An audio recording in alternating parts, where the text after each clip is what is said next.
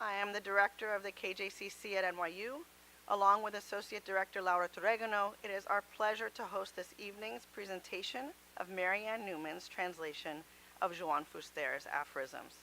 Joining us are Maria Jose Galvez, General Director of Books and Promotion of Reading from the Ministry of Culture and Sport in Spain, and Veronica Cantó, President of the Valencian Academy of Language. Carmen Uribe, faculty member in the Creative Writing in Spanish program here at NYU and a very dear colleague. And of course, Marianne Newman, translator of the book, and Adam Gopnik, staff writer for The New Yorker and prologist for the English translation of Final Judgements. Before we begin, a note about today's programs. This event is live streamed, so I welcome everyone watching from elsewhere. I want to express my gratitude to KJCC Associate Director Laura Torregano, our center staff, as well as Mark Tio and Angeles Gregory Parra, who have worked with us for months to ensure that every detail has been taken care of. Following some official remarks, the program will move to presentations by our panelists, a brief Q&A, and then a trilingual reading of Fuster's aphorisms, followed by a reception in the atrium. I would now like to introduce the president of the Academia Valenciana de la Lengua, Veronica Cantó, who is actually unable to be here in person to accompany us, but has sent us a video to welcome those in attendance and celebrate the great Valencian writer, Joan Fuster, which the Academy is rendering homage to this year.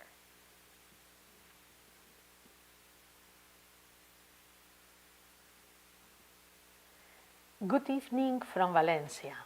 First of all, from the Academia Valenciana de la Lengua, we want to thank the King Juan Carlos I of Spain Center and his director, Jordana Mendelsohn, for hosting this event dedicated to Joan Fuster, one of the great European intellectuals of the 20th century, and of whom we are very proud that he was a Valencian.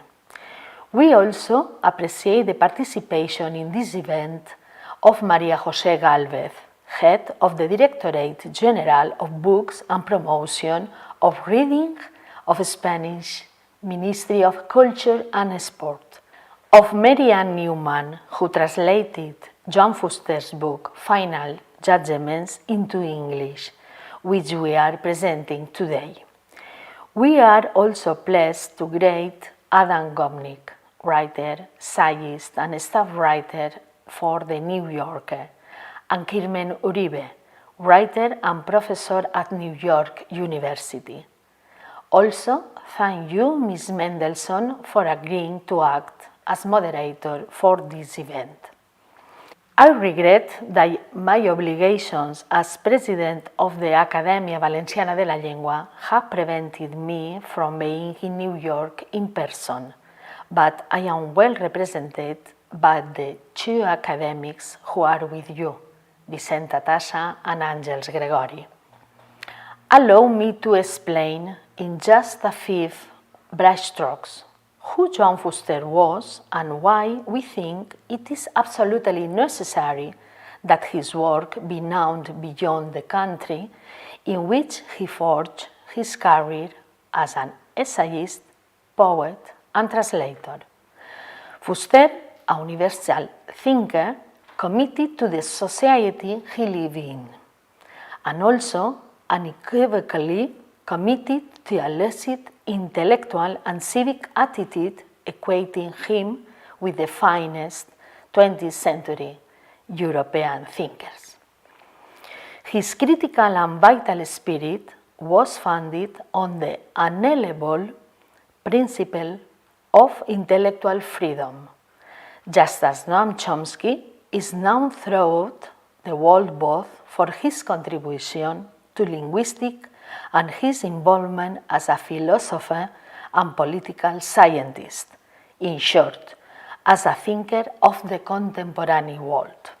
We aspire that Joan Fuster's thinking should transcend all borders and be recognized as a profitable contribution to an ongoing reflection on topics and current events of our day. Fuster had a clear vocation for thinking, and thinking in a European manner, using doubt and skepticism as a method, and irony as his form of expression. He identified with the style of the French thinker Michel de Montaigne when he said, "I am myself the matter of my book, the measure of all things." As some Fuster scholars point out, he sits firmly at the center of the ethical and aesthetic movements of the 20th century Europe. His aphorisms are key for communicating, reasoning, or inciting debate. In his Conseils Proverbis Insolències, translated into English under the title Final Judgements, you can see this. And you can also see that limits and borders are non-existent when it comes to thought, intellectual freedom as we call it. And when it comes to breaking conventions and becoming an hygienic, disinfectant tonic, as Fuster said when referring to his great admirate Bertrand Russell. L'Acadèmia Valenciana de la Llengua ha homenatjat enguany Joan Fuster com a escriptor de l'any en el centenari del seu naixement i hem posat l'accent en totes les activitats que hem celebrat en l'obra d'este escriptor polièdric i d'activitats els assegure que n'han hagut moltíssimes. Com deia, hem posat l'accent en la poesia que hi va escriure, gens menyspreable, en la seva faceta de traductor, principalment d'autors francesos com Camus, en la gran quantitat de treballs crítics literaris, en els assajos sobre art, ètica o progrés, entre altres temes, en el Fuster articulista d'idees en premsa i un llarg etcètera. Així mateix, pensem que amb la traducció de la seva obra no sols contribuïm a internacionalitzar la figura del nostre intel·lectual, sinó que també contribuïm a conservar i amplificar el seu pensament. I no solament per a aquells que s'acosten a l'estudi de la nostra llengua i cultura, sinó també per als que vulguin gaudir de la vasta erudició i perspicàcia d'un personatge, d'un intel·lectual com Joan Fuster.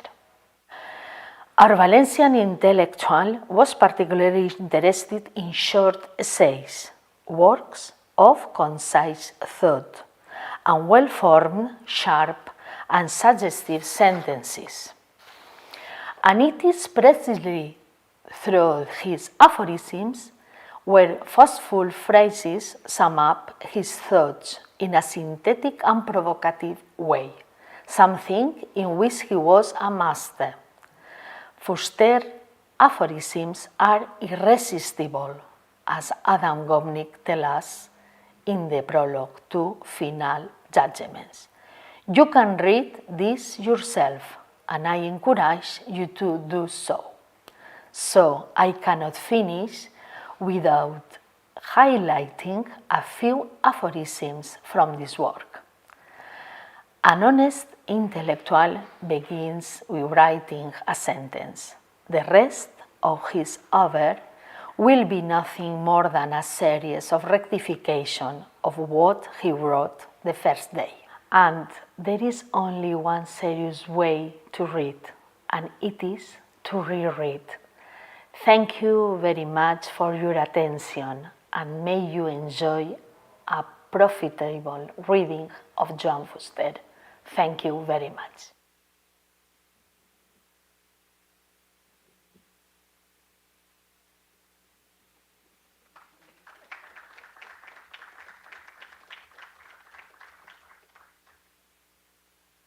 Wonderful. I'm sure that Victoria would love to be here with us in person. It's warming to think of her in Valencia, a little bit past midnight, so we can think about Veronica, that we can think about that. So I'm sure as she's watching, she'll be enjoying to hear the commentary.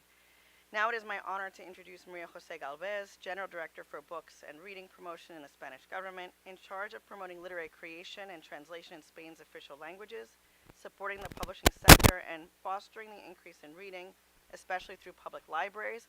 We had a really animated conversation this afternoon, and we're really looking forward to collaborating with Maria Jose in the future. She was previously chief editor for Tirán La Blanc Publishers, worked in the Spanish Parliament and government, She's also an associate professor, so we always love to have professors in the house at the Carlos III Universidad de Madrid, and holds a PhD in constitutional law. So Maria Jose, thank you so much for joining us.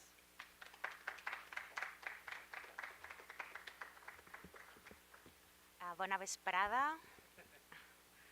Buenas tardes. Good evening. Thank you very much for being here, sharing your time, and thank you to those that are listening also to us. I think Fuster would have liked very much this academic talking, having this critical thinking at the very heart of this project, and the humor too.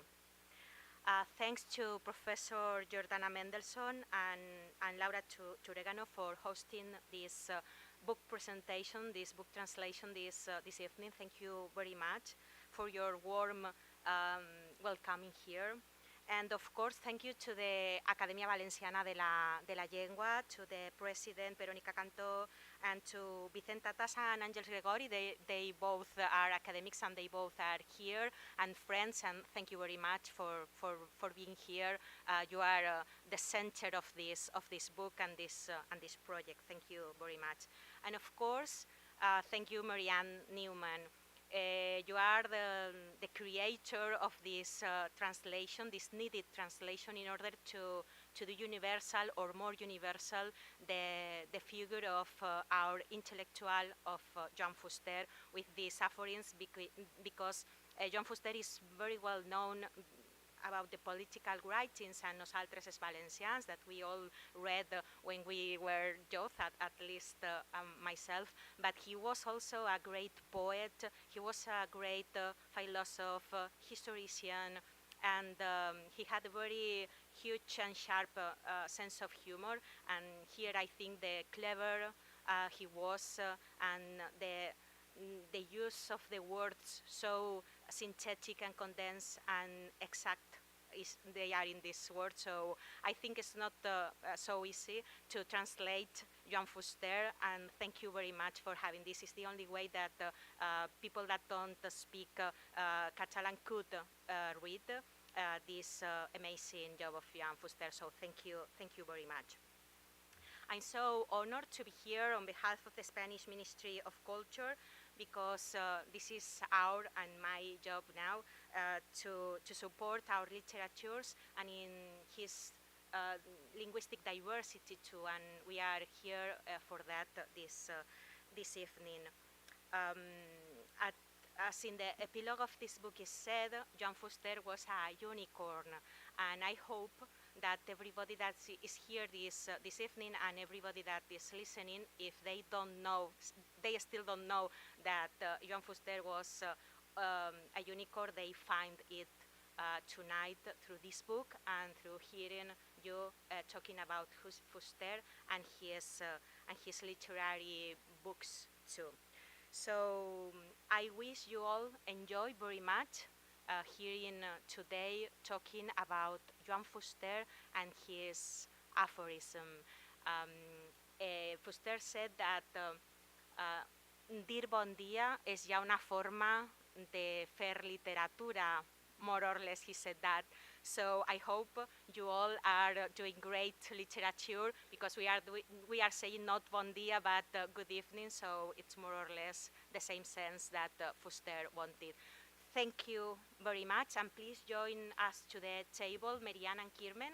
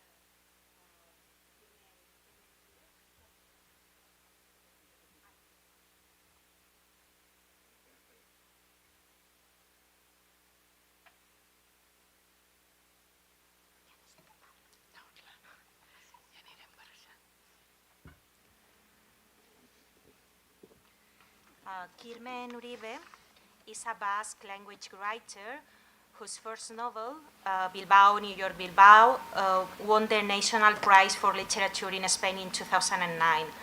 His works has been published in the New Yorker or the Paris Review.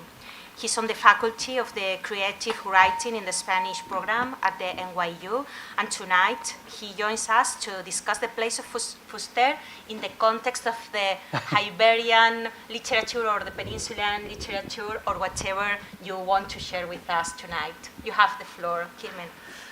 Thank you, Gabon. Good night. Bona nit. Yes, I'm really happy to be here. I'm really glad and honored to be here in the presentation of a book that was written in Valencia, in Catalan, and is translated by a good friend of mine. So. Really happy to be here with Maria Jose Galvez, Jordana Meldason, and all of you. So, yeah, I think I was thinking. Yesterday. I was at Washington D.C.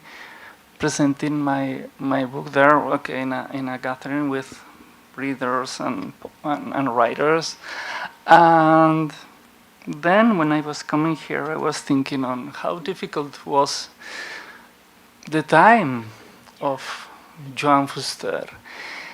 It is maybe the most difficult time for writers in Spain that time. So you have to imagine, or you have to see that, of course, it was a big renaissance, a big... What? like a big reborn of culture and literatures in Spain, in Spanish, Catalan, Galician, and Basque before the Spanish Civil War. Then, with the Civil War, a lot of writers went to exile. As you know. Some writers were shot, as Lorca or Basque writers like La Wacheta. They were shot. And then the 40s and 50s were like years of nothing. Completely silence in the Spanish culture, in all Spanish cultures. So then, in the last 50s, beginning of the 60s, there are some intellectuals that begin to write in Catalan, in Galician, in Basque, but they are like islands in such a devastating atmosphere. So, think on a figure of Joan Fuster. His parents were Francoist. His father was Francoist. He himself was Francoist in his youth. But then, in the 50s and overall in the 60s, he finds his identity again. One identity that was completely forbidden, forgotten, left aside. So it's in the United States. I think it will be really easy to understand figures as Joan Fuster, because his life. It's like finding himself, no? It's like finding his identity again, his lost identity. So we speak a lot about identity in the States now. No, it's everybody is like fighting and wants to speak and wants to write in the lost, once lost or forbidden, forgotten identities. So now there is a big revolution on that. There are new voices, different voices, writing in a different way in the United States. And a lot of writers come from little, smaller identities or forgotten or silenced identities. So Joan Fuster, Álvaro Cunqueiro, and in the Basque Country, Gabriel Arestis, a little bit younger, but could be called Michelena. They were intellectuals that they are like the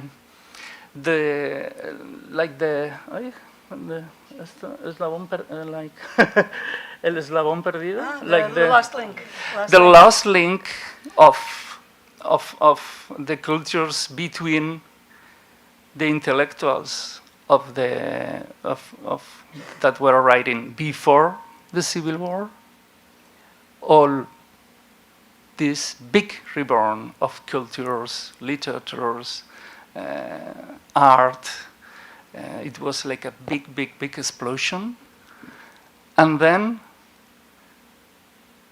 Joan Fuster and his generation will be like the bridge that will help the generation of writers continue to write in languages as non-hegemonic languages as Basque, Catalan, and Galician.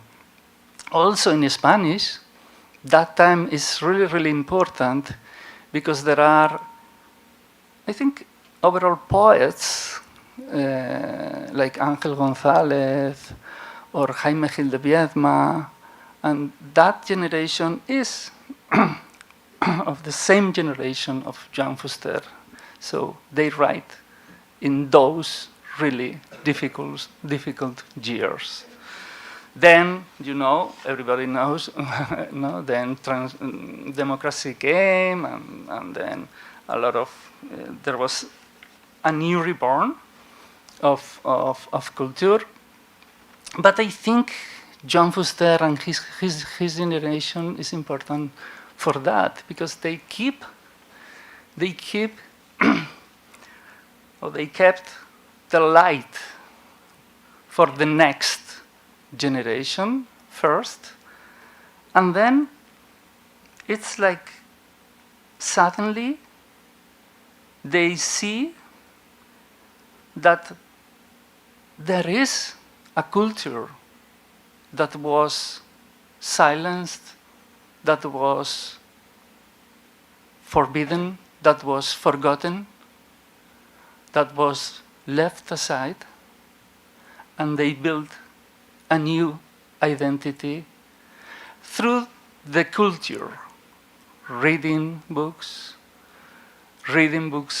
from his own tradition. But if you read the book, it's amazing, because he speaks about Catalan writers, and then he speaks about international writers, musicians, artists. It's amazing. It's amazing.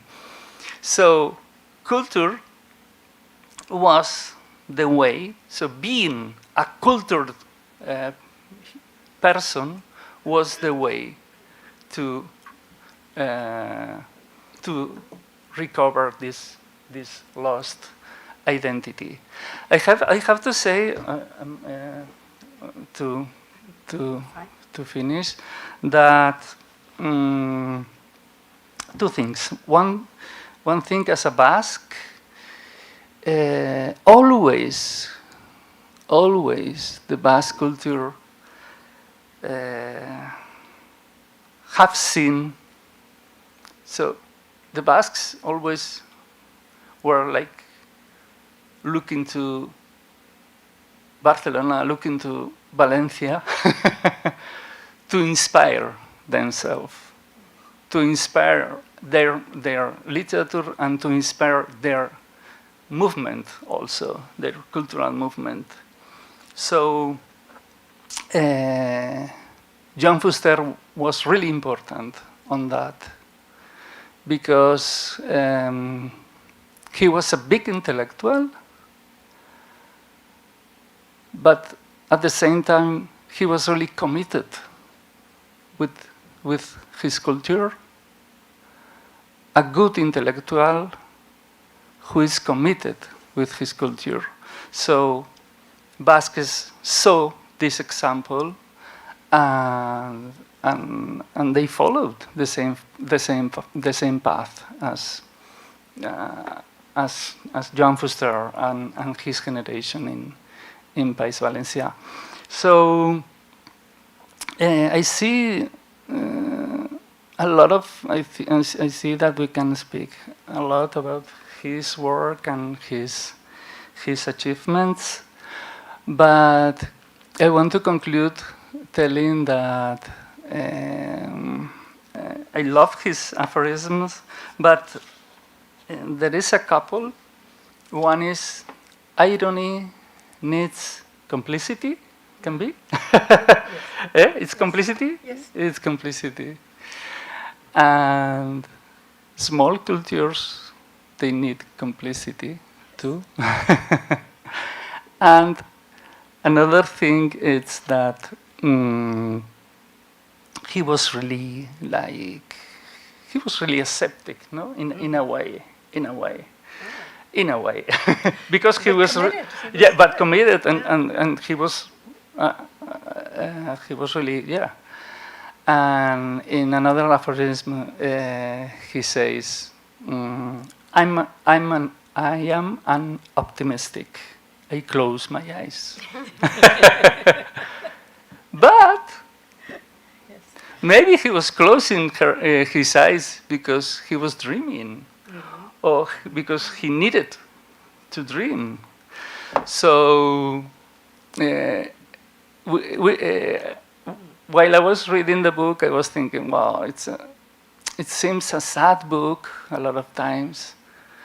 It could be like a negative book, no? A lot of times, like not so optimistic, like pessimistic. But now the society of Valencia, it's really different from the society he was living. So he wasn't optimistic. he was really, I don't know. But then he achieved it. No? Because now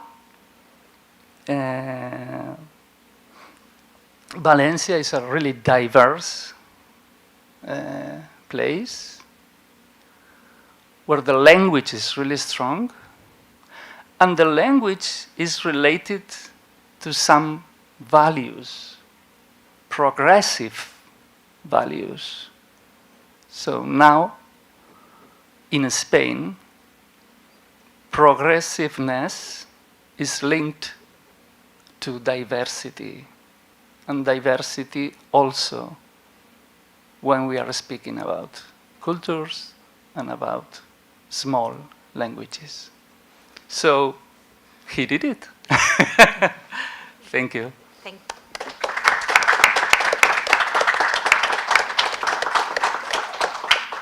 Thank you very much, Kirmen. I think I know we are some Valencians here tonight. It's my opinion. He gave us the dignity, maybe, and to believe in ourselves, Yes. and to question about who we are and who we were. And I think we have achieved more dignity, and this is thanks to the bravery of and Yes. also of Joan Fuster. This week, before introducing Marianne Newman, and I know she doesn't need any presentation, but I will do it anyway. This last week, we were in this Fuster, Ein Fuster, in Madrid, paying tribute to Fuster through another very well-known author. He's Valencian. He writes mostly, I think, almost everything in Spanish. He's Manuel Vicente. Sí. And he knew Fuster, and he told us about the intimate Fuster. And he was, I don't know the word in English, provocador, defiant? Provocative. Provocative. He told us that he had this very sharp sense of humor.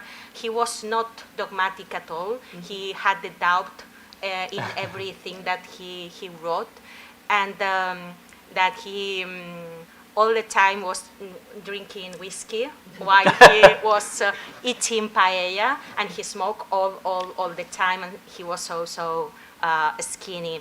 And in the end, he was not a very... era incómodo, una figura incómoda. Yeah, he was an uncomfortable figure. Uncomfortable. Yeah.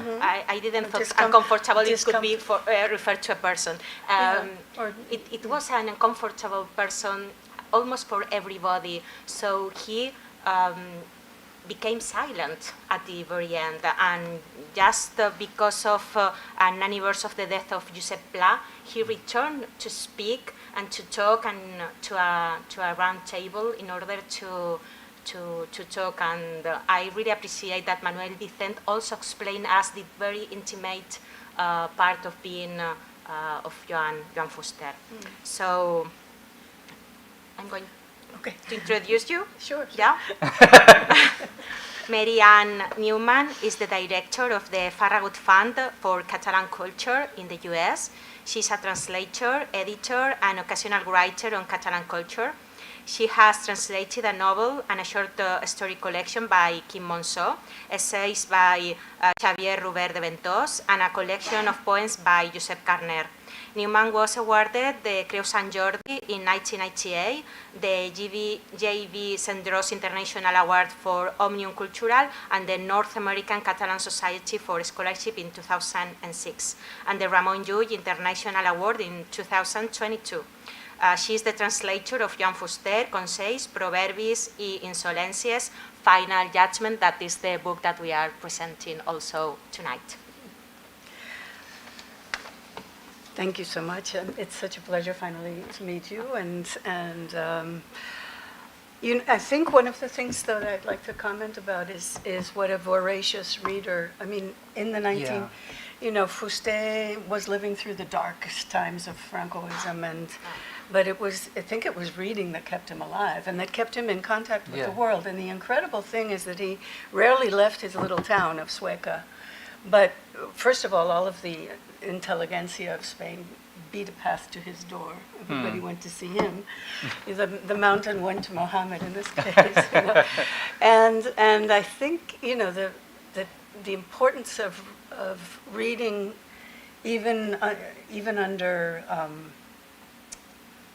censorship, and even in a period of such tremendous.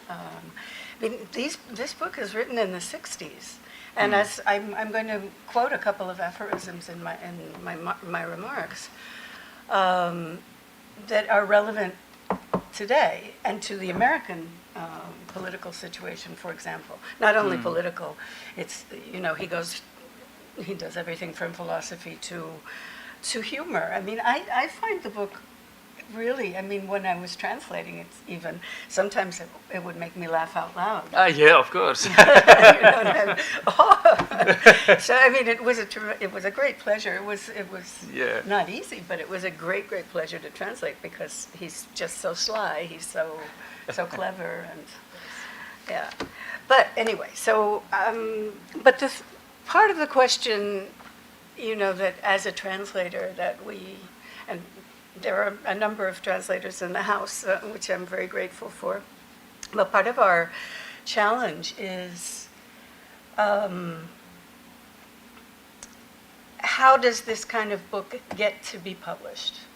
So, right? So I'd like to start by acknowledging and expressing my gratitude to everyone who has made this evening possible. Sometimes the acknowledgements are a little bit pro forma, but I would like to linger a bit on them because it truly took several villages to bring us together.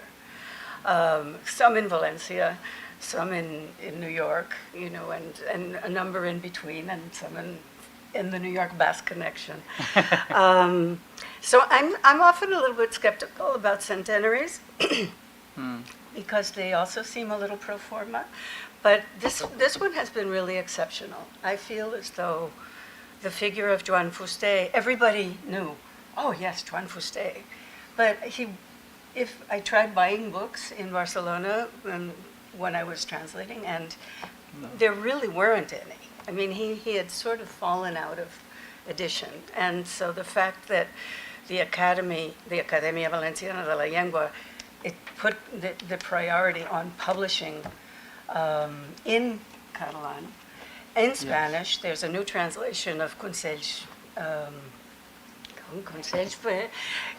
Proverbis y Insolencias. No, for me it's Final Judgments. Y Sagitario también, ¿no? Yeah, there's a new publication in Spanish as well, and when we do our trilingual reading, the Spanish translations come from that book. But you know, I think the fact that there was this effort to say, okay, Fuster belongs in the world, and we're going to translate him into English. That was an incredible decision, I think. So, Joan Fuster is a great writer, but he was a great underread writer. And I would like to explain also why it's called Final Judgments, because, in fact, Consells, Proverbis y Insolencias is almost untranslatable, and it wasn't really worth making that effort because it, you know, counsels or advice, proverbs, and insolence isn't a good title in English. And the book is actually a compilation of two books called Final Judgments and Dishonest Propositions. So I thought that was a title that just would grab you, you know, because Final Judgment, there's even a joke in the title. Final judgment is always singular. There's only one final judgment, el judici final, no? But Final Judgments is playing with the whole question of judgment, Yes. Yeah. So anyway, I think it's his joke, but I thought it was worth pointing to.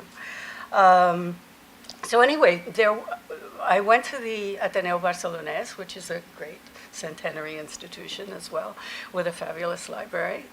And I found Consells, Proverbis, Insolencias, and a few other books. And before I came back to New York, I went to a few bookstores and I tried to find Consells, and it wasn't available anywhere. So I checked the book out of the library at the Ateneo and I brought it back to New York. I absconded with the Ateneo's copy. And each time I returned to Barcelona this year, I apologized for keeping the book beyond its due date. But finally, I confessed to the librarian that I was logging miles on the book between Barcelona and New York, and the librarian took pity on me and allowed me to keep it until I finished the translation. I also had a PDF, but I like leafing through the book. Yeah. So I would like to acknowledge the Academia Valenciana de la Lengua, which decided that the best way to celebrate a great local author is to guarantee his presence in bookstores through new editions of his work and to share him far and wide through translation.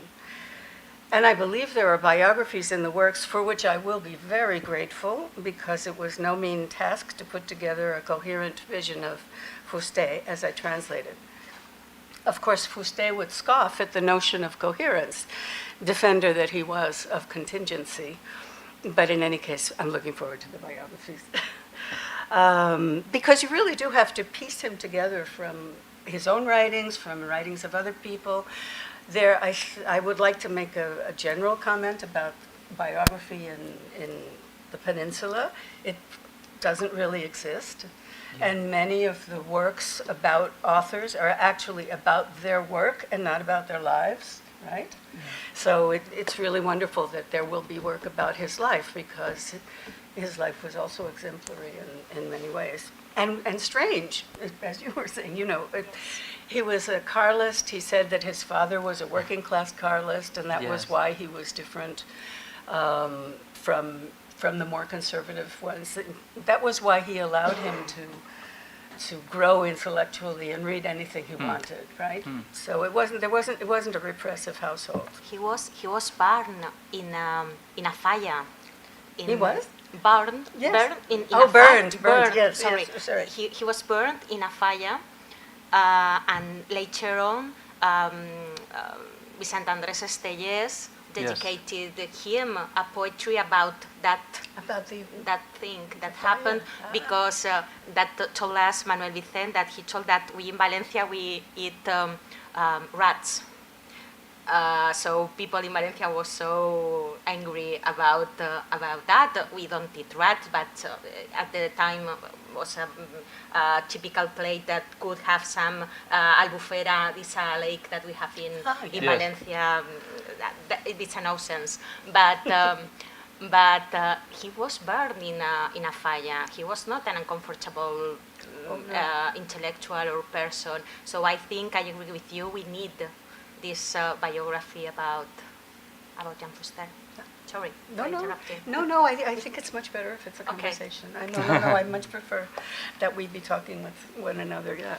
So, anyway, the book would not exist without the enthusiastic support of Dr. Ramón Ferrer Navarro, the former president of the Academia, and Doctora Verónica Cantó, who addressed her remarks to us earlier, the current president, and the newly minted member of the Academy, Angelos Gregori, who put us in touch. It might exist in someone else's translation, but I am thankful for those 2 degrees of separation that put Angelos, and Angelos put me in touch with the Academia. And also grateful to the publisher, Douglas Suttle, the publisher of Funda Stampa Press, which is an unusual organization as well, because it's a UK publisher, but located in Villafranca del Penedès.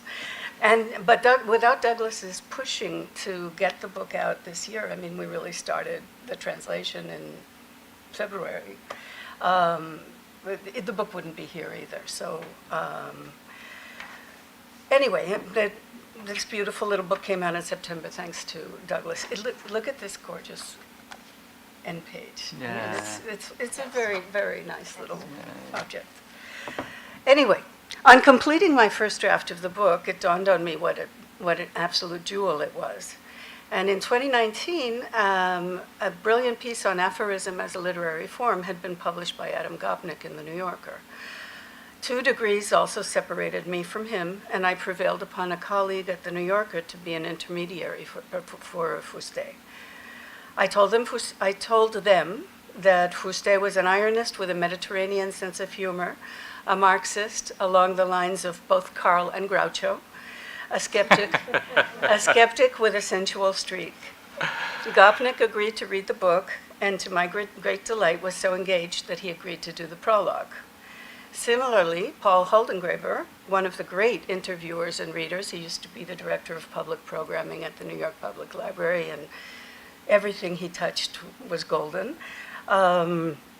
He has done the blurb on the back, which is really brilliant, as everything he does. And of course, I'm really grateful to Kierman for giving us the view from the Basque Country of Fuster, because I was very curious, in fact, as exactly how much he was read. I don't know if you want to expand on that. I mean, because I started reading Fuster in the 70s in Barcelona, through Hermano Lobo, through the humor magazines, Por Favor, and also Telexpress, the Barcelona Vespertino, the afternoon paper. And he was writing everywhere because that was how he made his living. He has one fabulous phrase. He says, writing is, you put a sheet of paper in the typewriter. If you're still writing an hour and a half later, you're losing money. So anyway, but he was writing everywhere. Yeah. Anyway, so these things, these shows of support on the basis of literary quality are not inconsequential.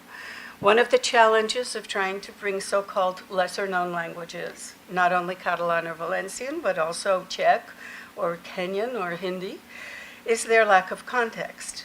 When I translated Kim Munzo's book of short stories in 1986, the book was assigned to a reviewer. He got a boxed note in the New York Times, but the book was assigned to a reviewer who compared him to Garcia Lorca, an author with whom he shared nothing as author, beyond when a more logical comparison would have been to John Updike or Raymond Carver. Yeah. So for this is one of the problems for foreign literatures in the American context. If you don't get the right person to comment, it's almost, it doesn't help. So for an expert in aphoristic literature, an erudite in aphoristic literature, to situate a heretofore unknown author in English among his universal peers is a very rare gift, and that's what Gopnik does in the prologue. It's really splendid. Thankfully, everyone who reads the book, even just a couple of pages, agrees. Fuster's wit is universal, and you don't have to be an expert in aphorisms to enjoy it. The two books collected here, Final Judgements and Dishonest Propositions, have a perennial appeal. Written and published largely in the 1960s, with some entries dated in the 50s, they are painfully relevant. For example, Americans of 2020, it's impossible to talk about the book without quoting from it, so can certainly identify with the following. Who can say why? But the poor tend to vote for right-wing candidates. The rich, too, of course. Mind you, this is written in the 60s, with Spain still in the thick of Francoism. Yeah. Fuster was born, lived, breathed, wrote, and died in Sueca, Valencia. He was a voracious reader with no books from childhood on, no books in his childhood, no books in the house. I highly recommend his charming prologue, in which he attributes his taste for aphorisms to the Jesuit daily calendar that graced his walls as a child. You remember the ones that you would rip off every day? And they had a saying, and they would tell you the phases of the moon and all of that. Well, that was his reading material as a child. And once he abandoned his law career, he wrote copiously in Spanish for the Valencian and Barcelona dailies, and in Catalan for reviews published in exile or under the umbrella of the church, like Serrador. He was a skeptical Marxist, and two of my favorite aphorisms are, "It is logical that all Marxists be more Marxist than Marx." And another one is, Lenin or Marx, or both of them, said that until now all revolutions have ended up reinforcing the machinery of the state. Reactions to revolutions, too. The machinery of the state is always reinforced with any excuse. I think I'm almost done. To be honest, he was skeptical about everything, starting with himself. One of Fuster's claims to fame. Do you want to comment? Do you have any? I don't want to. No, don't worry. Okay. One of Fuster's claims to, just interrupt me. Claims to fame, and perhaps his biggest albatross, was his book, Nosaltres els Valencians. Its view of Valencian culture as part of a continuum with Catalan and Balearic culture earned him the opprobrium of right and left, and a couple of bombs at his home. Fuster said of himself that he was impassioned almost to the point of obsession by the life and destiny of my people. But he ended his life disappointed that neither Valencia nor Barcelona, that moment when he was retired, neither Barcelona nor Valencia had found a way to act as the capital for this greater political continuity that he envisioned. But his patently political works are not the cornerstone of his legacy, or not the only one. They are his claim to fame, to a certain extent. They're the thing that put him on the map for a lot of people. But it is his beautiful and rare mixture of skepticism, sensuality, and humor. Here is a sample. 5 bodily senses. We demand more. or his, or his keen sensitivity to language. In essence, euphemisms are already lies that make him the great writer he is. It has been a rare pleasure to translate him, because translator is one of the best ways to get inside the head of an author. To translate is to smuggle a work across the border in your head. It is to free it from the vicissitudes of its local situation and recontextualize it in the context of world literature. Fuster belongs on the world stage, and it is a privilege to have smuggled him into New York today. My last acknowledgement is rooted in friendship. Thank you, Dr. Jordana Mendelsohn, for inviting us into this house, teeming with so many extraordinary activities under your leadership, for the debut of Final Judgements in English.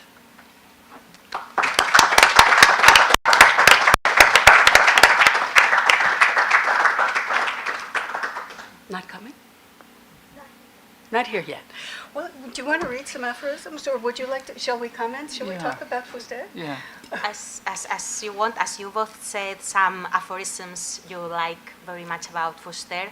I like very much that one, I don't remember exactly, that is morir deu ser algo així com deixar d'escriure. To die must be something like not writing. Not writing anymore. anymore. Yes, this is beautiful. I like this. Yes, another one that's my posterity will be on paper. Yeah. Yes, he liked very much when everything was getting so. He was an erudite. Oh yeah. Yeah. But as I said before, he was not a dogmatic. Mm-hmm.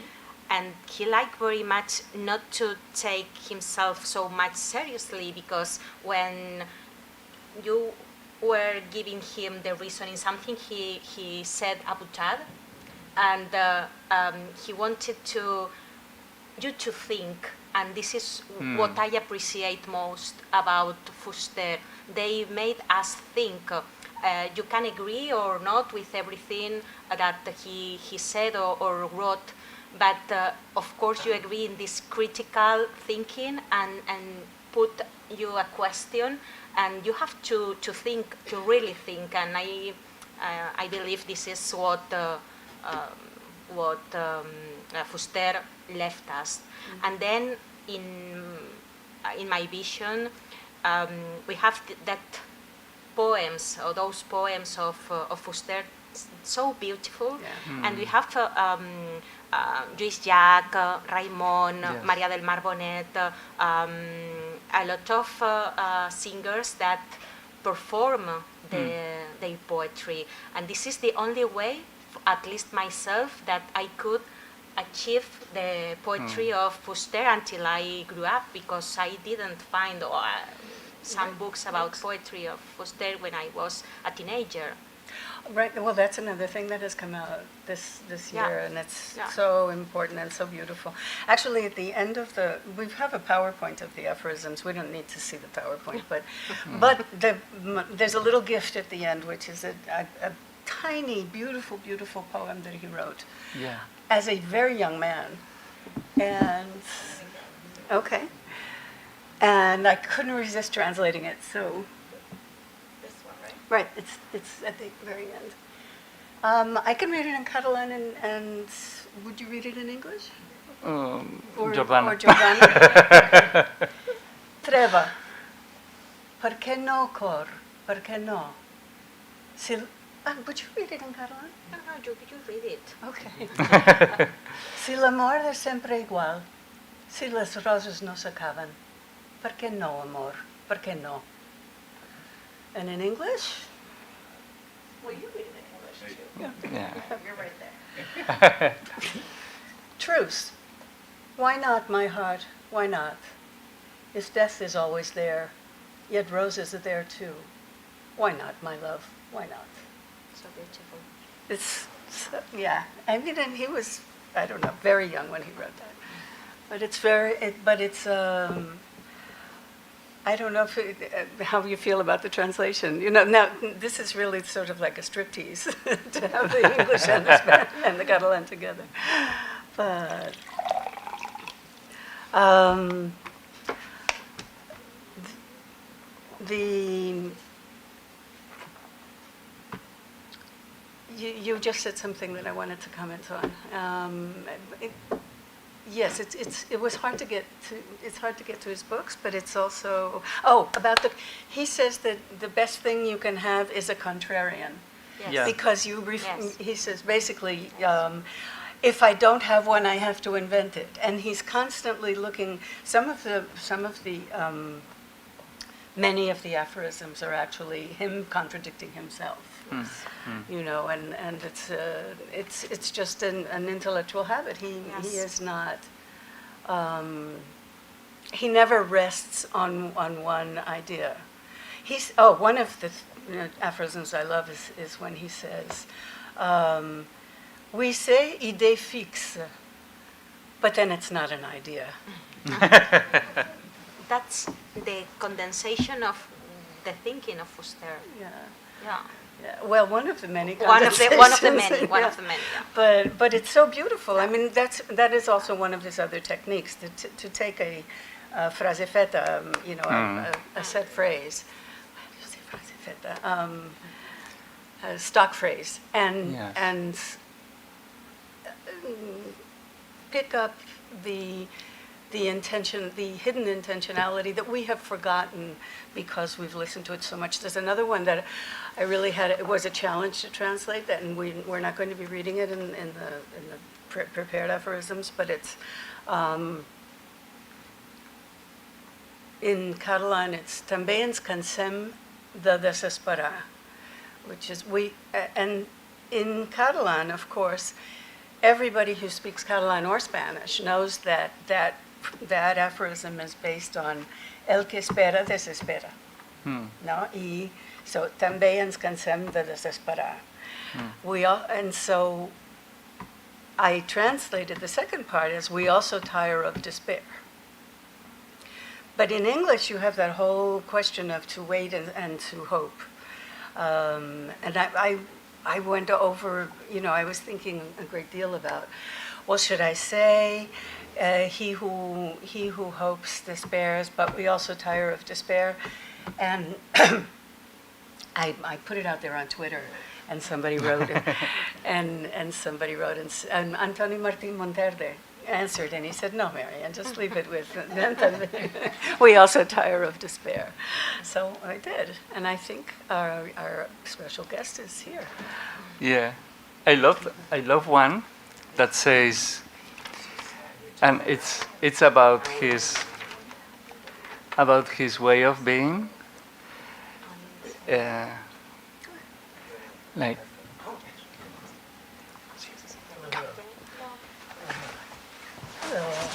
I feel like Adam arrived Hello. on cue. Just perfect. Marion and Kierman just finished. Oh, fantastic. I love this one that says, vinegar is still wine.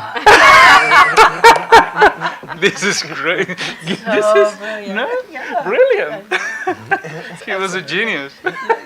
And another one that he said that the only way of reading is rereading. Yes. So yeah, maybe we can do that with Fuster. Well, the thing is, once you start talking about it, it's Yes. like in exchanging baseball cards. I have my favorite. Thank you, Adam, for coming. Would you like to introduce? Okay, because I think this is my function. Yes. So Adam Gopnik has been a staff writer for The New Yorker since 1986. He received his Bachelor in Art History from McGill University before completing his graduate work at the Institute of Fine Arts, New York University. His publications include a collection of essays from Paris to the Moon, an adventure novel, The King in the Window, Through the Children's Gate, A Home in New York, The Table Comes First, Family, France, and the Meaning of Food, and 1,000 Small Sanities. And he joins us now as the prologuist to this new translation of Fuster's Final Judgment to discuss Fuster in the context of the universal of the world literature and the history of aphorism. Only the universality of world Only literature that. and the history of aphorisms. Why don't we throw in the meaning of life as well to do it? Thank you all for patience. I apologize for being late getting here. I was giving a lecture at the 92nd Street Y on the history of American rhyme, and I raced down here. Wow. And racing down in December in New York, as you all know, means a slow crawl down any street you take. So my apologies for being late, but my thanks for inviting me here. And let me say, this is one of those things that happens rather rarely in a writer's life or a critic's life. Marianne sent me this, Fuster is correct? Fuster. Fuster's in manuscript, and I was completely ignorant of his work, but I have a lifelong attraction to, indeed addiction to, aphorisms and to aphoristic prose. I attempt to write it, more or less unsuccessfully, but I am always in love with it. And I had done a long piece about the aphorism for the New Yorker about a year ago, I guess. So Right I'm before of COVID, I think. I'm of the age now, which is an aphorism of itself, when everything took place 5 years ago. It could have been 10 years ago, and it was 5 years ago. It could have been last year, and it feels like it was 5 years ago. Where at that moment, where it's placed, and knowing nothing about him at all, I was simply entranced by the wit, the comedy, which I think we all evidenced as I came into the room, the way people laugh. And I was fascinated at his aphorisms, and I was fascinated by trying to crack the code as best I could, with Marianne's not merely her help, but her guidance, her Virgil to my aphoristic Dante, of the sensibility that had produced this extraordinary body of work. And as best I understand, and it's something that I think, at the risk of being unduly aphoristic, and one of the risks and joys of the aphorism is that it stands no in-between cases. We don't, when we go to the great French aphorists, we don't want them to say, it's difficult for us, for the most part, to take extraordinary pleasure in the misfortunes of the good fortune of most of our friends. Well, that's not how an aphorism works. An aphorism is an absolute statement, or it's nothing. The road to hell is paved with good intentions. So is the road to heaven, actually, if you think about it. But that's what we want from an aphorism. And as a consequence, in lots of ways, the aphorism, it's always seemed to me, and I throw this out to the panel, is a conservative form in lots of ways, because its great gift is for compressing into the minimal grammatic and lexical space a common wisdom. You couldn't very well argue a revolutionary new idea about the world in aphorisms, it seems to me. You couldn't you couldn't write John Stuart Mill's On Liberty aphoristically, but you could certainly write, Carlyle could write the opposition to it aphoristically, because it condenses for us into the pithiest possible point something that we all know but has never been so sharply or neatly expressed. And so in that sense, one of the things that fascinates me about this book and the work, and what entranced me about it, was the sheer wit that filled every page. I opened it truly at random and find 3 jewels right away. And what's more, all skulls, like all sexes, are the same, more or less. If you really think about it, you will find that no one deserves your envy. And this one, which I think is a classic. It is good to believe we are loved by others, since it helps us love them back. Which, if you think about it, is worthy of Montaigne or La Rochefoucauld, exactly. It's good we choose to love others in order to receive. So it's not the Christian lesson that we ought to love others because they deserve it. It's a selfish impulse that's raised to a positive one. And I think that's a very common theme in his work, and indeed amongst all great aphorists. They press the hard truth of life upon us, but then they civilize it for us and tell us that there's nothing wrong with the hard truth of life. It can be, as I say, it can be civilizing. And in that sense, I think, and I throw out at the panel, that the aphorism is in its nature a conservative form in a positive sense. But what I gather from his history and from what I've learned of his biography, that though conservative and Catholic in many of his original impulses, the specific circumstances of Spanish and of Catalan life drove him in another and more liberal direction throughout his life. And so he fascinates me as one of those characters, as someone who's written a great deal about liberal sensibility and the liberal temperament, who embodies a liberal temperament in a conservative form. And if I had to say, what is the single thing that Fuster contributes to the European, Western aphorism, that would be the thing I would land on, that he has a liberal temperament in a conservative form. I wonder if that strikes you as a fair description. Yeah. Yes, I mean, I think he actually became a pretty convinced leftist, but his skepticism was so radical that he was skeptical also about the possibilities of revolution or of change. And in that sense, absolutely, you're right, that it's a conservative worldview.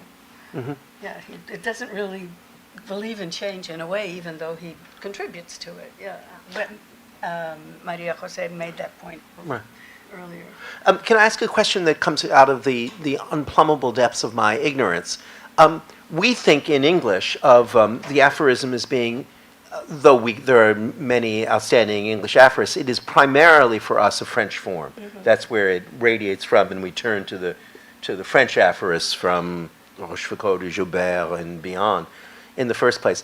Is there an indigenously Spanish or indeed Catalan tradition of the aphorism, or is it there too as well part of a tropism towards France? Definitely there's a tropism toward France, which informs all of the kind of Mediterranean intellectuals, partially because they couldn't look to Spain, which was even more conservative. But I think there is a short form, there's a tendency toward short form in Catalonia, not necessarily aphorisms, but there was a writer before Fuster called Eugène Dors, who wrote daily newspaper articles, short, brief daily newspaper articles that he called, he would fix on an anecdote and extrapolate from it a lesson. And he's an amazing writer, but he ended up collaborating with Franco, and so he's sort of like a Celine. He's there's always an asterisk after his name, but he was a brilliant writer. And I think, but of course, Fuster goes and he compresses that even more. But he was a great reader of Eugène Dors and a terrible critic of him. Of his politics. He has an aphorism about Eugène Dors. He has a number of them. Yeah, I can only find them on the computer. Yeah. But there was another, even in prose, there was I think the question of time has a lot to do with Catalan short form, because Pere Caldés was in exile in Mexico. He's a short story writer, a really wonderful one. Right. And he established, the Catalans were very important in establishing publishing. The exiled Catalans after the Civil War established great, important publishing enterprises in Latin America. And he said, well, I get up at 5 o'clock in the morning and I write a short story because that's all I have time for before I go into work. So, I mean, they're Well, can I throw another question out? I did 40 years ago. One of the themes of my still unfinished PhD dissertation was... Oh, mine is unfinished. Oh, is it really? I am year 39 ABD. I wrote it, but I never footnoted it and never submitted it. Yeah. I am the only one, and I have 6 brothers and sisters, and believe it or not, I am the only one without a PhD, which is what we call a Jewish dropout, But it's one of its subjects. It was about the birth of Cubism and the caricature, and one of its subjects was Picasso and the caricature. And one of the fascinating things was that Picasso's kind of embryonic seedbed, if that's not an oxymoron, was drawing cartoons and caricatures in the very rich context of Barcelona culture of that time. And I wonder if there isn't, again, some kind of, cultural affinity with the compressed, the epigrammatic, a liking for those particular forms, caricature, aphorism, short story. I think there's another dissertation. That won't finish. There's another dissertation to leave unfinished. I have to. My unfinished dissertation is about Eugenie Dors. Oh, really? Listen. Yes. Something is about, sorry for interrupting. Oh, No, no, please. no, it's a conversation. It's about the Acte. Just a comment. There's a very famous, it's in Castilian though, but in the 17th century, Baltasar Gracián wrote the very famous, translated into English as The Oracle, a manual of the art of discretion. There are like 300 aphorisms, and it's a very famous book to take into account responding to your question. I just couldn't help it, thinking because I have it at home. I bought it here in New York in English. It's a wonderful book. It's funny though, I've never seen Fuster comment on Gracián. And at least in the books I've read, he doesn't mention him, but absolutely. I found the aphorism by Eugenie Dors. Yeah. Do you want me to read it? Please. I don't know. Yes? Yes, of course. Eugenie Dors, are you kidding? That old French right-wing intellectual? Old French right-wing Old intellectual. French, yes. Meaning aligned Yes, with Maurras yes, and that yes. and that sort of Yeah. Action Yes. Française Yes, school, yes, as opposed to being a Spanish Francoist. Exactly. Yes. Well, and he became a Spanish Francoist, but he His definitely ideology, started out right. as an Action Française. It's a nice distinction that he's paradigm. being made there. Uh-huh. Well, would you do make some comparisons in you contextualize Fuster in your prologue, and I wonder if you would like to talk about it or expand on it or tell us why you compared him to Chesterton, I think, which I thought was absolutely fabulous comparison. Yeah, well, Chesterton is a great love of mine, G.K. Chesterton, who was not an aphorist in the same way, that is, someone who published books of aphorisms, but who wrote some of the most extraordinary aphoristic prose, and who was simultaneously a Catholic and a kind of anarchist. I mean, and in his interesting period in his pre-World War I mode, Chesterton was a Catholic already, but he was, as I say, he was more drawn to a kind of mystical anarchism rather than to authoritarianism, as later happened, as I think was a pattern throughout Europe, though that kind of sensibility became frightened and significantly more authoritarian as the century went on than it was at the beginning. But Chesterton's greatest aphorisms, I think, are ones that we all live with. One that's the most famous and somewhat dubious is that a man who does not believe in God will not believe in nothing, he will believe in anything, which is seen as prescient of the collapse of faith and the rise of fascism in plain English.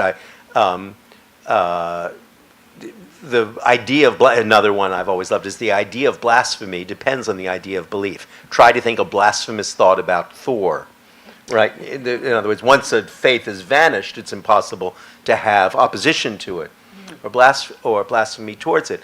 And there again, I think that Chesterton struck me as a very similar figure, knowing nothing about, in the sense that it comes again out of a particular kind of, for lack of a better word, Catholic anarchist position. That is someone who is impressed by order and loves order, because aphorisms, after all, are our most beautiful microcosmic expression of literary order. They can't be done, they're witty, they can't be done in a witless or prolix or overly ornate way. But at the same time, they are they open the door to some larger sensibility. They're dangerous in a certain way. They're not in themselves. You can't imagine, in a certain sense, you can't imagine a fascist aphorist any more than, in a certain sense, you can imagine a fascist jazz musician, because they depend on a certain freedom of imagination and a skepticism of the mind. Yes. They're a humanist form in the deepest sense. And so Chesterton fascinates me always because he was all of those things, and very much in the same way, and then took a terribly dark turn towards anti-Semitism and authoritarianism within the First World War and ever more painfully afterwards. And it interests me too that Fuster, as I understand, in a certain sense, took the opposite direction in his own political evolution. Yeah. And he did, definitely. But I wonder if that is because, I mean, he was living under Franco, so there was an example of what not to do.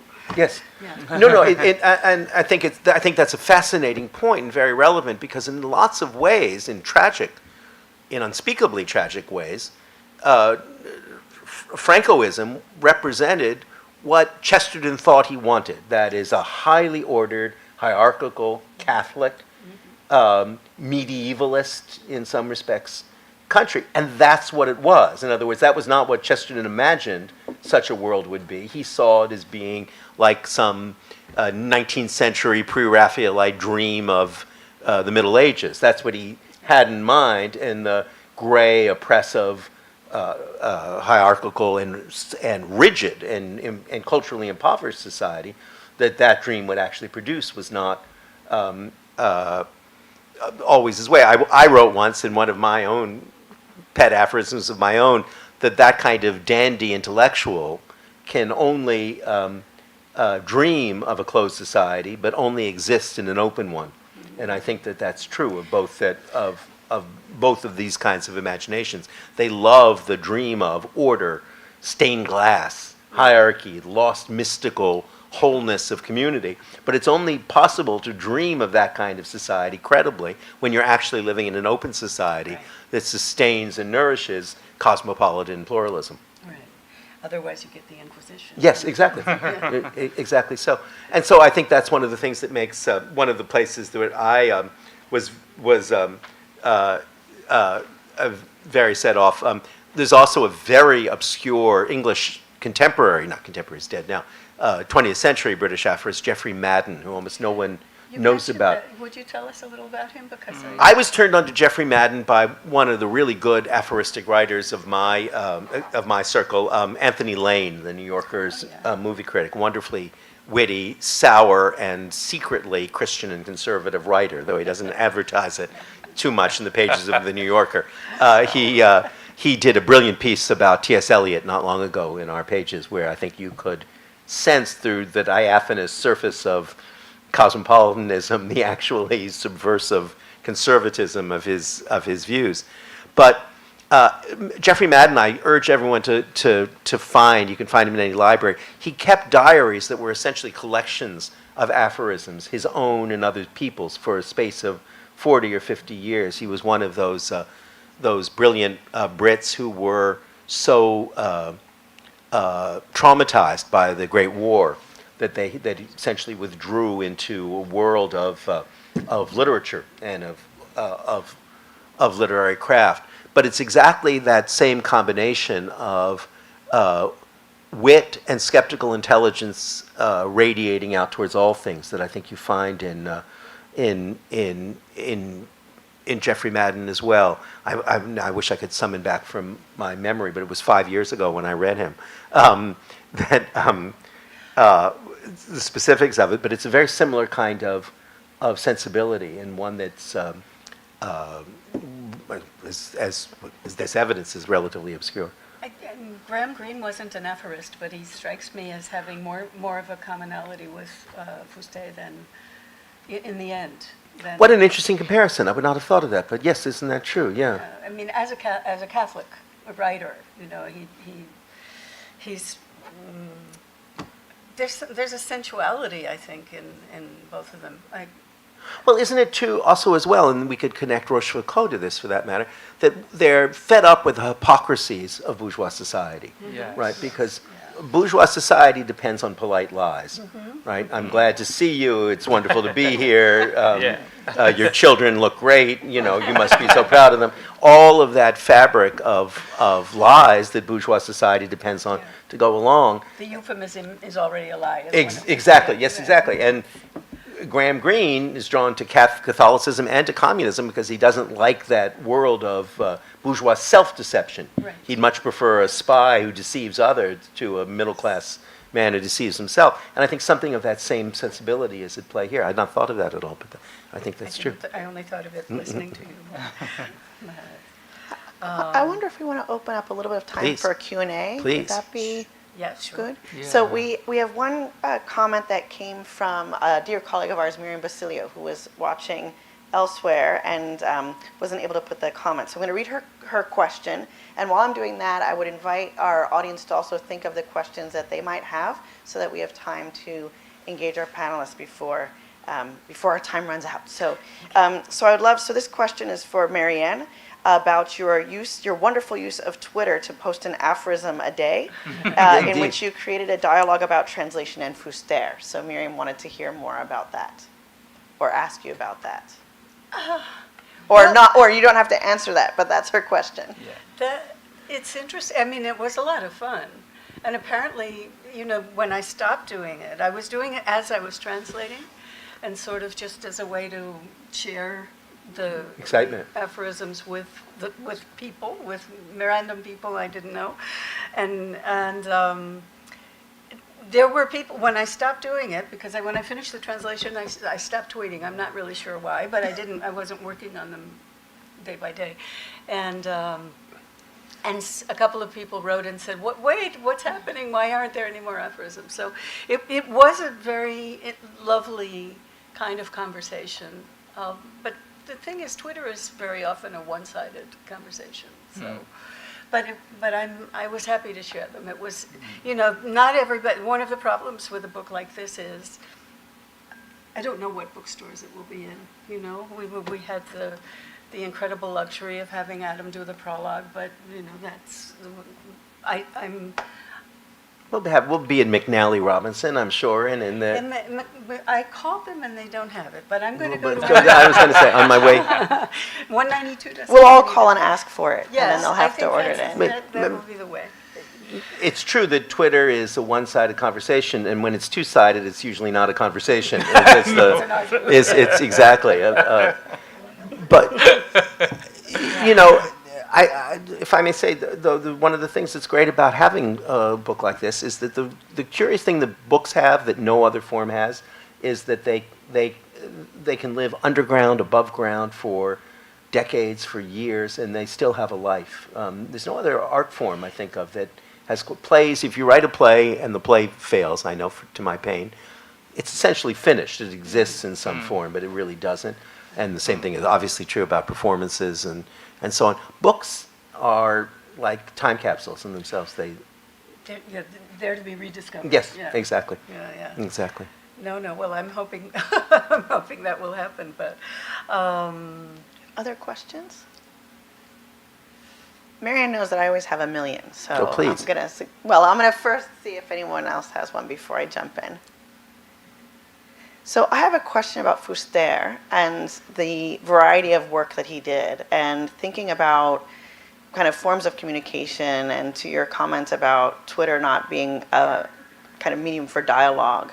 But do you consider in Fuster writing aphorisms and the many varieties of ways that he published that he was seeking dialogue through different forms of writing? It strikes me that that variety of writing is also something that Doors shared, and that for writers who use the press, it's very present, in which the press is a particularly public form of expression right before digital media. And it always strikes me that when artists and writers use the press, it's for pay, but it's also for the hope of readership and dialogue in a more public forum. And I was just wondering if you could think about, is the aphorism made to create that form of dialogue, or is it the kind of punctual expression that is meant to stay there and drop and be picked up, but not necessarily return to sender kind of thing? I would love to hear what Adam thinks about this, because I just, in doing the translations, I feel as though this is how Fuster thought, and he would, so he would write down a thought and then look for the opposite. So it was his way of developing an idea that then might appear in a longer article. But I think it's either the condensation of something, or his spark, own his own process of thinking. You know, just one small comment about the Twitter. Twitter is a perfect medium for aphorisms. You know, it is. You know, it's one of the beauties of Twitter, actually, that you have to think about what you're saying and say it quickly. But I do have the sense of they're crystallizations of a thought for him. I don't know if you. I think that's true. One of the things that's appealing, I think, about this beautiful book, but also about the aphoristic tradition, is that you have the sense, at least, that the author isn't compelled to communicate, to take pleasure in the accomplishment.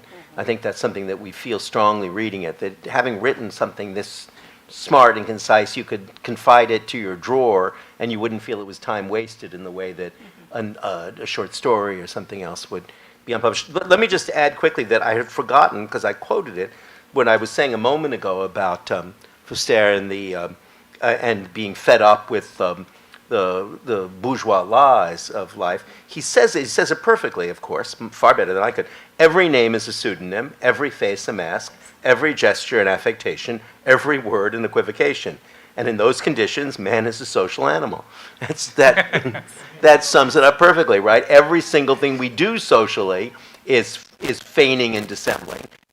Those are the necessary circumstances for us to be social at all. That's a profound thought, put in a very brief compass. And this is, again, the thing that appeals to me so much, of being both a conservative temperament and a liberal, or maybe a conservative form and a liberal temperament, is that it's both a critique of our social hypocrisy and an embrace of it. Those are the conditions in which we can go on. If I can add something, it came to my mind a word in our language, and is I don't know the translation. Maybe you can help here. I think with a lot of the aphorism, he wanted to successar our minds. He wanted us to react, to the readers to react, maybe not to dialogue, but to react and to think. This is what a beautiful word. It's a verb to yes, successar, yes, to shake. Successar, to shake up, yeah. To shake up, but it has such a beautiful sound too. It's with a. I will remember It that. sounds like shaking. It sounds more like shaking than shaking does. Yeah. Any questions from the audience?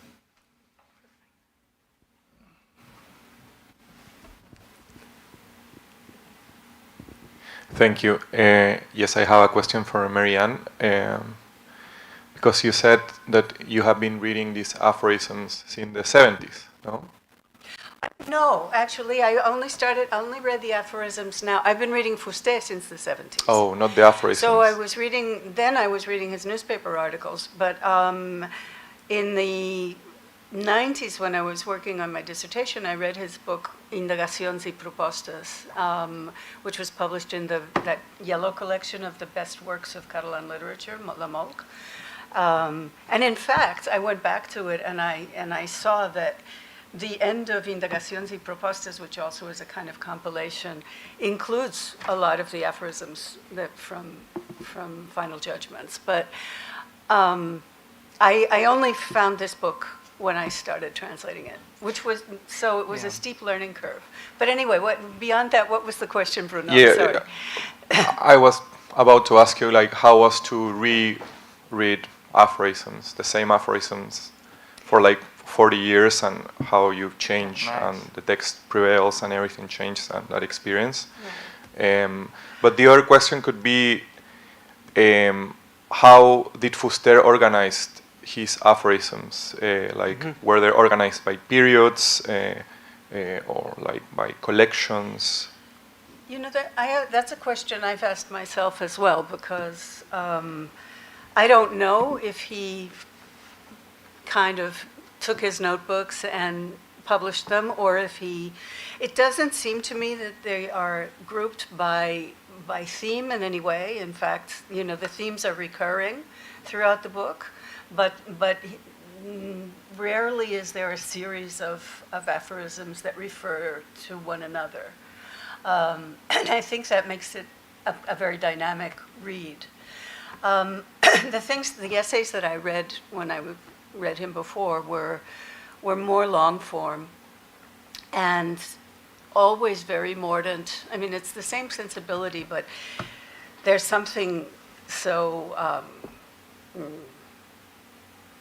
powerful about the aphorisms, about the, they're like little firecrackers, or little bombs. And, it's very hard to do that in an essay. So the essays are beautifully developed and very intelligent and all of that, but this is kind of the heart and soul, the core. And also where he plays, where he will contradict himself and be absolutely sanguine about it, I think he starts the book with that.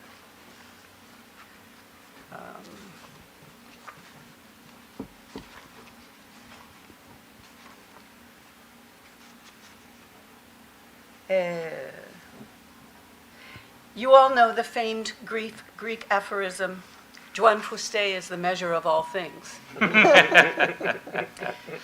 And yet I endorse methodical mistrust. So, he's always undermining whatever he declares, he undermines almost immediately, which is so much fun. Yes.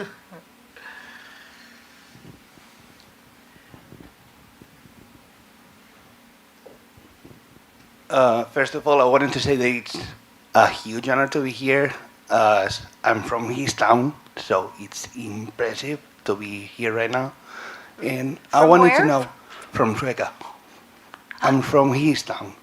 So, wow. Beautiful. Oh my goodness, wonderful, good. So, what I wanted to know is, what in the first place drew you to him before everything else? Like, what was the first thing that drew you to his writing and his way of seeing the world, which was, at the time, I mean, growing in the town, I mean, I can talk from my family's perspective, which I can say Please that tell us, because I'm really curious. I can relate because I come from a very traditional, very conservative family. It's been 7 years in the country, by the way.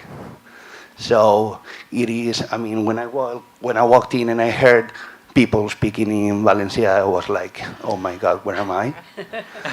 So, yeah, basically what I wanted to know, because, yeah, there's this contradiction between, okay, I was born in a very Catholic household, and when you start seeing the world in a different way, like when you start reading, you go to college, that kind of stuff, it flips your world on its head. Well, even in college, he was still a phalangist, I think. He was in the phalangist youth, right? I'm not sure. Yeah, I'm pretty sure. But he changed. And I'm not sure exactly what flipped him. I think maybe just reality, He was everywhere when I was, when I first got involved in Catalan culture in the 70s and 80s, he was writing everywhere. So it's not that it was hard to avoid him. I didn't want to avoid him. He was brilliant, and he wrote satire. So, the only way to react to Francoism was through satire. That it was a salvation. It's like the Jon Stewart or Stephen Colbert now under Trump. No, well, I have to see them because they need to give me my reality check. But the aphorisms, in fact, were thanks to the Academia, that said we want to translate a book this year, and I found this Consell and said this is the one we're going to do, and everybody agreed because it's such a brilliant book. But thank you for that. And welcome. Do you not think, too, that just speaking about Fuster as a phalangist and so on, it is still easier for us to recreate an empathetic reaction to those who were seduced by the far left in the same period? Auden, for W.H. Auden, I just was talking about tonight. We don't have a lot of difficulty understanding what wooed Auden to the far left in the 1930s. No. But we have a harder time understanding what could have wooed someone like Fuster to the far right, even though they're very similar kinds of infatuations. Yeah, well, in his case, it was his family, right? Right. But I think it's hard for us to feel sympathy for it, for sure. I mean, Yeah. you feel sympathy for him because he rejected it. Right? Exactly. Yeah. Exactly. No, but I think it wasn't uncommon, no? How would that have been in the Basque Country? About? Were there people who were sort of conservative Christians who flipped into? Of course. Yes. Yeah, A lot of so- people who they went to the, they were Catholic, really Catholic, and then they went to the priest schools, and then they became Marxists. And nationalists. And yeah. So yeah, it was yeah. It was a phenomenon that you know. But that was- Fuster is born in 1922, so he lived under he was a teenager under the Republic. Yeah. Just a And- teenager, and then. Yeah. Yeah. And then at the end of the Civil War, he's 22, 39, he was 17, and his family was, very religious and But it was in the 40s and 50s. It was impossible to be like Anything else. anything else in Spain. It was totally impossible. So all the people who were like progressive, they were exiled or they were killed. So yeah, it was impossible. And then in the 60s, late 50s, so Spain also Franco changed a little bit his regime, and it became a little bit more open. So everything changed. The economy changed. Yes. It changed in Spain in the late 50s, the beginning of the 60s. So a lot of inputs come from abroad. From France, Europe. From France, and then it's the beginning of this opening little bit, because at the 40s and the 50s, so writing in Basque or writing in Catalan, it was totally, you couldn't. So I think it is in Spain. It is the Catalan language that makes him start to reject all of that. Yeah. It's wanting to write in Catalan and that sense of devotion to the language, and which was rejected by. I'll tell an anecdote about Eugeni d'Ors. When he and Dionisio Ridruejo were Phalangists, and Phalangism is a kind of fascist socialism. So, and they wanted to write propaganda in Catalan. When Franco was coming into the city of Barcelona, they wanted to throw leaflets of Catalan Falangist propaganda, and Franco forbade them to do it, which was wonderful, because if there had been fascist propaganda in Catalan, there would probably be a lot more Catalan fascists. Yeah. Good. Yes. Hi, I have a question for Marianne. You mentioned how when translating from other foreign, smaller languages and cultures to English, there's a lack of contextualization when bringing it here. How does that affect your translation of it, if it does, or do you have it in mind? Well, not exactly the lack of context, but inevitably in translation you'll find that there's some cultural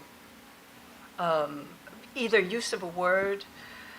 For example, one of the words that Fuster repeats a number of times is vulgar or vulgar or vulgaritat, which does not mean vulgar and vulgarity in English.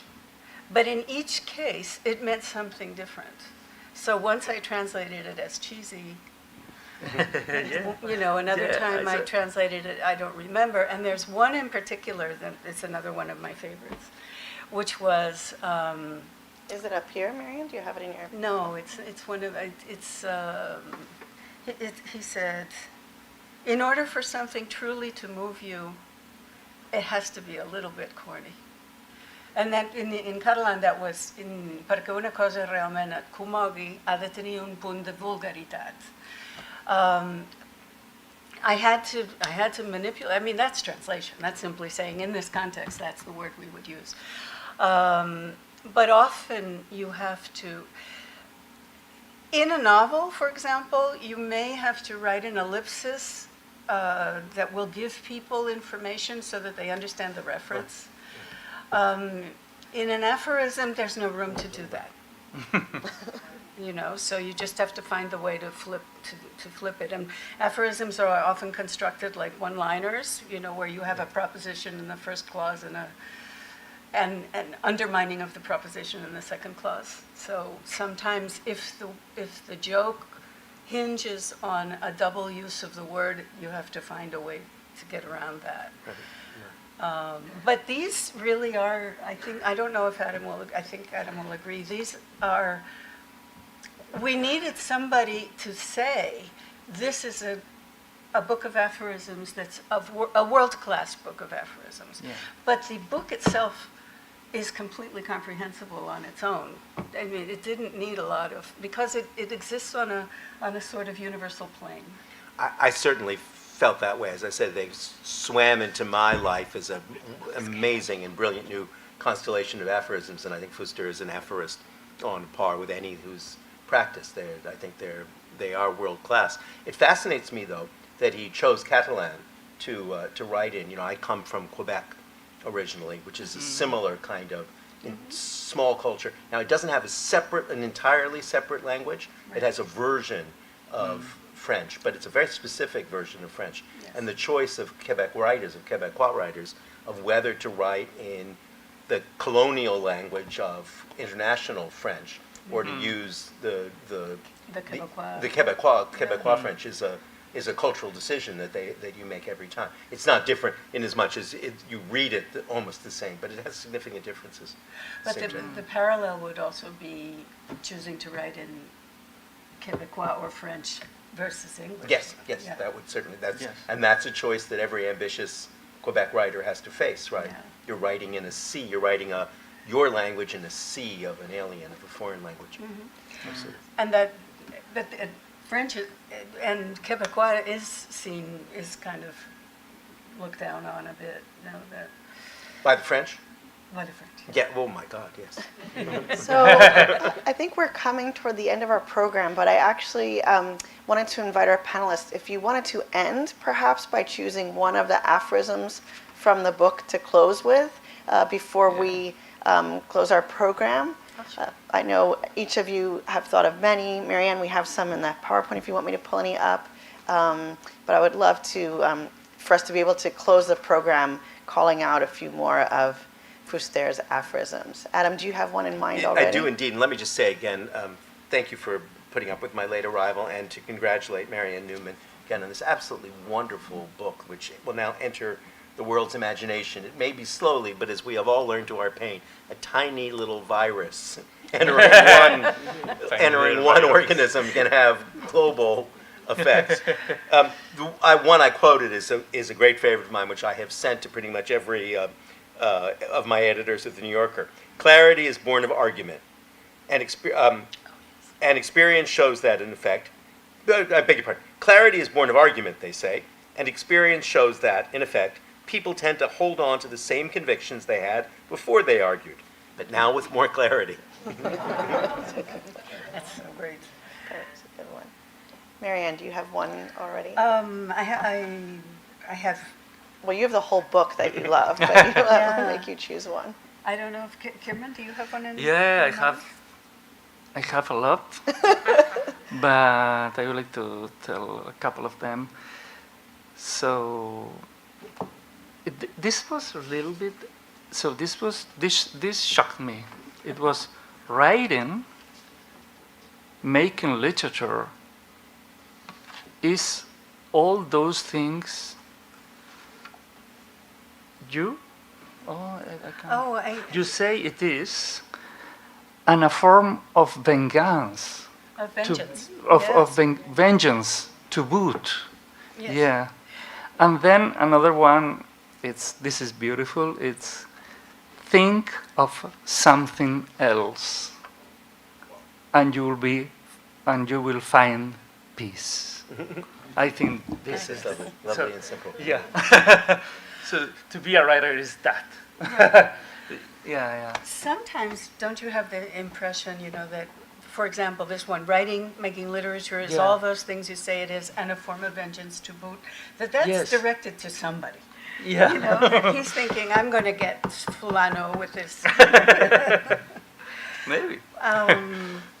I have one from here, which is, don't kid yourselves, friends who attend concerts. Music, all music, from Palestrino or Bach to Armstrong or Stravinsky, is meant to be danced or sung. That's beautiful. Yeah. Maria Jose, do you want to close out with one? Yes. I said that the one I love the most was, I said before that the most, the only way of read is reread, but I'm reading now another one that I like very much. We can only be refused by someone who thinks like us. Yes. Yes, Thank you. it's wonderful. So I'd like to thank you all again Yeah. for coming. Thanks again to Maria Jose Galvez for joining us and doing such a beautiful job moderating the conversation.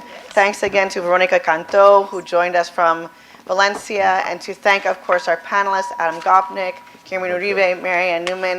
You have really brought Fuster to life to us tonight, and we are so grateful. For those of you here in person, there's a reception following.